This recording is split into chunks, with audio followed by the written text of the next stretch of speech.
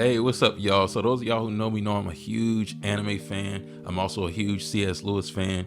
And sometimes I wonder if C.S. Lewis would have been an anime fan. I can't know that for certain, but one thing ain't no question about is that this man understood the power of fantasy, fairy tales, fictional worlds, just the power that they had to convey meaning and insight into the world, the human experience, the human condition. So today, I want to respond to this charge that's often made against adults who enjoy fantasy, who enjoy fairy tales, who enjoy anime like myself, that it's childish. It's childish for adults to still enjoy and engage in fantasy, fictional worlds, and fairy tales and things of that nature. C.S. Lewis himself responded to this charge, and I just want to share a couple things that he shared that I really think was insightful to this whole discussion. But before I do that, why in the world am I talking about this in the first place? I'm talking about it because I do believe that for Christians, part of Christian maturity is coming to understand the good, the beautiful, and the true. Developing a capacity to be able to see good, beautiful, and true things in the world and distinguish those things from evil. And I really do think that Christians are really good at calling out evil things. And I would love to do, in another episode, a video about discernment. It is important to be able to discern what's evil, but a huge part of discernment is to be able to discern what's good, what's beautiful, what's true. And I really do think that the arts have a way of really showcasing the good, the beautiful, and the true. And so I want to bring all of that to bear in the whole discussion of fictional worlds, anime in this case, but really that's a stand-in for fantasy and fairy tales in general. So one of the things that C.S. Lewis says when it comes to adults still engaging in literature, or at least the charge that adults who do that are childish. First he says, well, you too. And what he's saying is that it's childish to have this fear of appearing as being childish. And so a lot of people, it's almost like they don't want to be seen or discovered to enjoy something that they enjoyed when they were a kid, because it's something embarrassing about that, something humiliating. And sometimes it's almost like this pressure to appear as an adult. And Lewis is saying that pressure to appear as an adult is childish. And so I'm going to read a passage from Lewis that directly confronts this idea.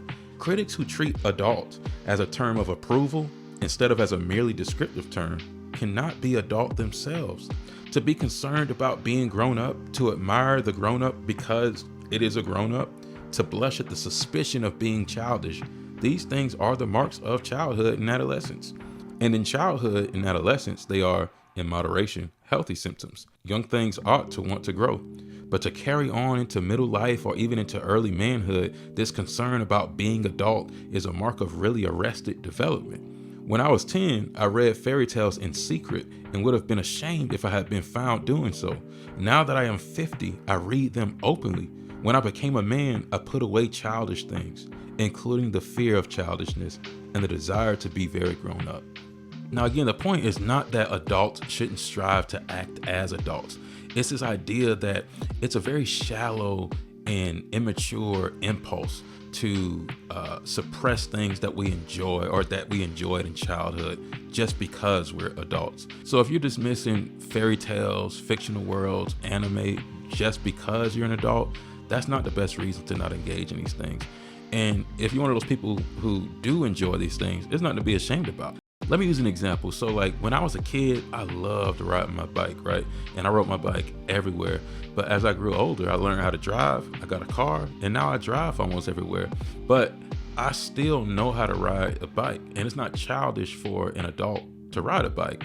And it's not childish for an adult to enjoy riding a bike. There's something that you can get out of riding a bike still as an adult. In fact, there may be more that you get out of riding a bike as an adult. So instead of using the examples of bikes to cars, Lewis uses the example of fairy tales to novels. We know novels tend to be a little bit more serious than fairy tales.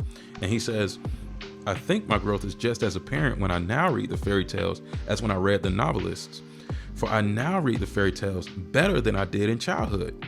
Being now able to put more in, of course, I get more out. I think this is a profound point, and I discovered this in my own life. So when I watched anime as a kid growing up, there was a lot of epic moments. I enjoyed the action so much. It was just something epic about seeing Gohan go Super Saiyan 2, just a lot of action, epic moments and stuff like that. But when I got older, I recognized, dang, it was so much more going on in some of these shows. I mean, you have ethics, you have philosophy, and you see some of these villains who are really complex, or some of these characters who are really wrestling with, weighty ethical theories and weighty ethical dilemmas. or you just see characters put in situations that now being older you can relate to in a deeper way, and now you're able to get more out of it because you're like, dang, I'm looking at it from a different angle, and I recognize they were actually in touch with something that's real, a real dilemma, a real problem, or something really beautiful or really pure, right? Something really true to reality. And as adults, we can bring more to the table because we have more experience, our minds are a lot more developed, and so we can get more out of some of these things. Now, Lewis's last point is that when we engage in fairy tales, fictional worlds, we're witnessing one of our God-given capabilities, which is to be sub-creators. And what that means is that we're created in God's image, right? And as image bearers, we mirror God, we image God in a lot of ways. And one of the ways in which we image God is in our ability to create things. And we enjoy the things that we create. And if you've ever seen somebody, or if you're one of those people who are really fascinated by these fictional worlds, like think Lord of the Rings, right? When you consider Lord of the Rings, it's not just a novel, it's a world that was created. There's a language, there's history there. Maybe if you're a Star Wars fan or whatever it is, Narnia, whatever it is, there's a whole world there, and people really explore those worlds. Like there's a whole history to, the first age and the second age and the third age. And even though these things aren't real, they really throw you into a kind of reality, right? And you actually get what C.S. Lewis called secondhand experience. So you actually see characters evolve, they grow, they go through trauma, right? You see them wrestle with trauma. And a lot of times you get put into situations that you would otherwise never experience in real life. And thus you gain a kind of knowledge, a kind of understanding, a kind of empathy to some of these very complex, just these very weighty issues and dilemmas in life that are very real, that some people do experience, that some people do or can relate to. So the whole idea of sub-creation is a really profound idea. It's so much that we can learn from exposing ourselves to other worlds, right? We actually learn something about the real world when we expose ourselves to these fictional worlds sometimes. So that's Tolkien's point that Lewis kind of leans on for that. But he also kind of leans on Carl Jung, the psychologist, and he talks about how in these fairy stories, a lot of times we get exposed to these archetypes. And these archetypes are basically these patterns or these scripts that we see played out all the time. So think about the wise old man and think about the hero's journey, right? The person who's discovering themselves. And we see these patterns repeated throughout these stories, and we find so many consistent themes. And we're basically being exposed to something that is true about humanity in general, about the world in general. Again, it's not to say that these fictional worlds are real, that dragons are real or dwarfs are real or whatever it is. The point is that these fictional worlds can only pull from reality. This is another point that Lewis makes, that basically we have no choice but to talk about hope, justice, good, evil, betrayal, loss, friendship, longing, right? Paradise, all these things. That's the subject matter of fiction.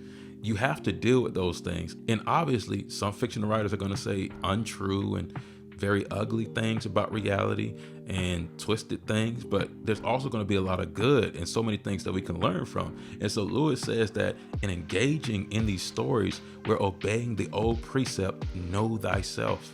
There's stuff that you can learn about yourself in these stories. I can't tell you how many times I watched a show where in season 1, all my ethics were fixed. Like I knew where I stood. I knew that this character was evil. I knew that this ethical move was always wrong, always right, whatever it is. And then by the time I get to season 3, I'm like, dang, you know what? That's actually more complicated than I thought. I really don't know what I would do in that situation. Or like, man, I actually thought that it was always jacked up to do X, Y, and Z. But now I'm like, man, is it? And it's like I'm learning more about myself. Again, there's so many twisted things in fantasy, in literature, in anime, and by no means am I endorsing all of it. But a lot of times it forces us to wrestle with the deeper questions in life, the bigger questions in life, a lot of things that we would otherwise not wrestle with.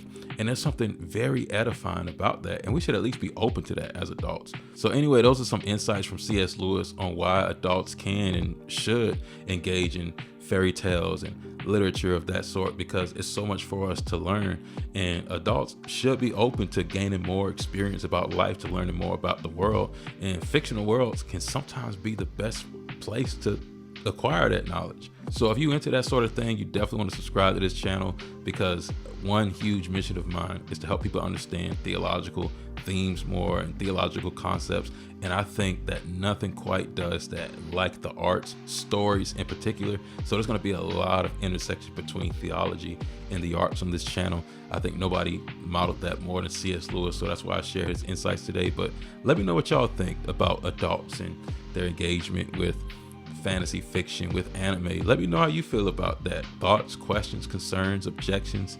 Anyway, till next time, grace and peace. Soli Deo Gloria.